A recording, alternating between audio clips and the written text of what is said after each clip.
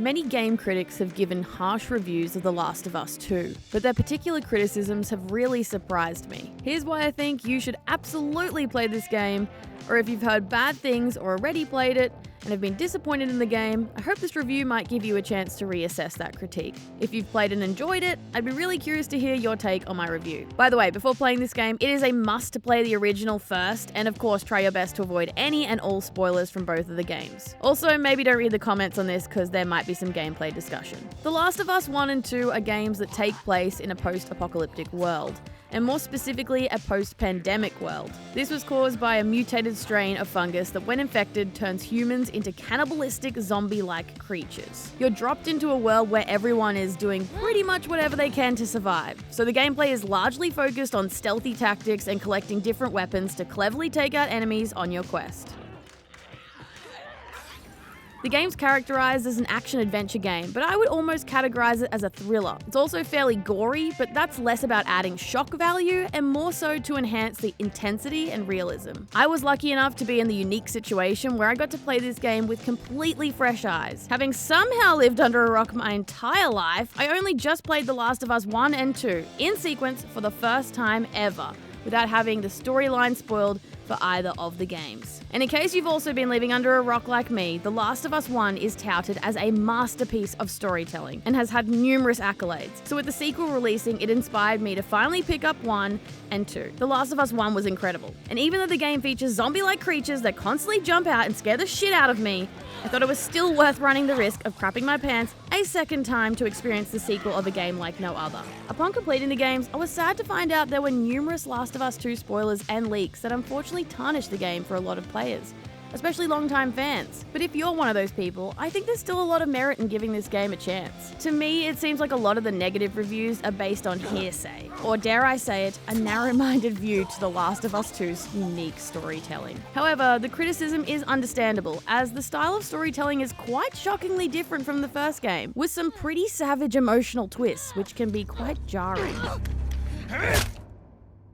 Even though I can straight up say I absolutely loved both games, possibly even enjoyed The Last of Us 2 the most, I want to throw out some criticism straight up to show you I'm not entirely one-sided. My main critique is that the gameplay can be fairly repetitive. Throughout the game, no matter where you go, it consists of entering a new area, finding a way into a building, hiding from enemies, taking out said enemies, often you're encouraged to do this stealthily, all the while collecting new weapons and items, and then you progress to a new cutscene. So arrive, enter, kill, hide, collect, cutscene.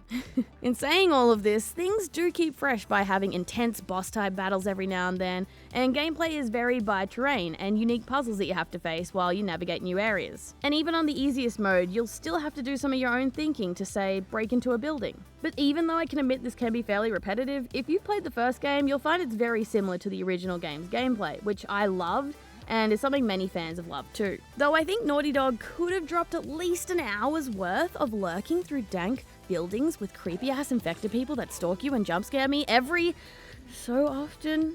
Yeah, I could have had less of that, but still I was loving every moment. Overall though, even though I'm not much of a zombie kind of game lover, the gameplay is awesome, with a multitude of weapons that all have their different strengths and weaknesses, which give you the power to actually strategize fights somewhat against enemies. You can also tinker with them and upgrade them along the way, and while I think of it, the sound design that goes along with everything during the fights is incredible. In fact, all the sound design is incredible. The voice acting is also impeccable, and the game is visually stunning. Seriously, it ticks a lot of boxes. At the end of the day though, honestly, I don't think it's the gameplay that defines the game. It's the storyline. Maybe that's why I noticed some of the gameplay dragged on a bit, because I was always so desperate to find out more about the characters and see the story develop. Something I also personally noticed and appreciated is that the cast is really diverse. I was impressed by the diversity in The Last of Us 1, noting people of color and LGBT characters, so I've been surprised to hear about some pushback over characters being diverse again in the sequel. There have even been unfair, ludicrous, and cruel critiques over some character design, such as a female character with really large biceps. Did critics not learn in high school biology or physical education that there are different body types? This gal is probably a mesomorph, meaning she builds muscle easily, which is not only extraordinarily practical in a post-apocalyptic world where everyone's trying to kill you, but her having extra large muscles made sense in the context of the story and characters. A journey. So I can't give any passes for people screaming at Naughty Dog critiquing the game on the incredible inclusivity, but I could give you a pass for getting angry at Naughty Dog for their slap-in-the-face storyline, which at first can evoke some serious feelings of rage, despair, and heartbreak. Again, I love the storyline, but I can certainly admit that I felt these feelings and it made me want to put down the controller at times. For a game, Naughty Dog made some hugely unique decisions around the way the game is played and how the story is told, and it really had me questioning my feelings for every single character. But this is actually why I highly applaud the game's writing and storytelling. It seems Naughty Dog really wanted the player to shift their perspective on the first game while playing this, so they could experience a whole other side to the story, which was actually really cool. Unfortunately, from what I can see, it seems like this was so shocking though to a lot of players, especially the longtime fans, that they recoiled entirely from the franchise. But even after I completely fell for the characters Joel and Ellie, the protagonists of the first game, I didn't let myself set any expectations for the sequel, and I think that helped me digest and enjoy it. I was also lucky not to see those crazy spoilers though. Okay, so I do not agree with the comments about the game where people have said it has pacing issues. The fact of the matter is, it simply had a complex, non-linear storyline. The story was definitely laid out more like a puzzle, which was slowly pieced together at different paces, but in my opinion, this allowed a unique way to deliver a deeper insight into the characters. But I do understand it can be difficult to digest non-linear storylines. Honestly, we don't see them commonly in video games or even films. Sometimes it just makes for a difficult watch, and you really need to sit with the feeling of confusion or discomfort when storylines are jumping all around until it eventually falls into place. And in this case, patience is rewarding. Let's get out of here. I've heard other reviewers say, with a negative slant, with all the jumping around with characters and backstories and perspectives, was Naughty Dog trying to make the player wonder, what is the point of it all? And I think, actually, yes. To me, this mode of storytelling felt incredibly carefully thought out, with the aim to create an innovative, interactive gaming experience. It's not often that a story can radically change your perspective of a character. It even toys with the way you feel about the characters of Joel and Ellie, all the way to how you felt about their whole cause and the fight for humanity. In fact, if you didn't have a completely new perspective of games 1 and 2 after completing the game, I think Naughty Dog's efforts may have been lost on you. I was so surprised that even though things didn't go as expected throughout the game, after at first hating some things, I really appreciated that the game was able to change my perspective in the end. I truly think Naughty Dog dared to be different with this game, and it's strange to me that people have attacked it for that reason. Some people just want to review this game on the definition of what a game is, when it comes across more like an interactive film. Why do we have to put video games in a box? We can still have video games as we know it, but this game to me feels like it's moving down the path of inventing a new style of gameplay. If gaming developers never chose to innovate, we'd still only be playing Pong.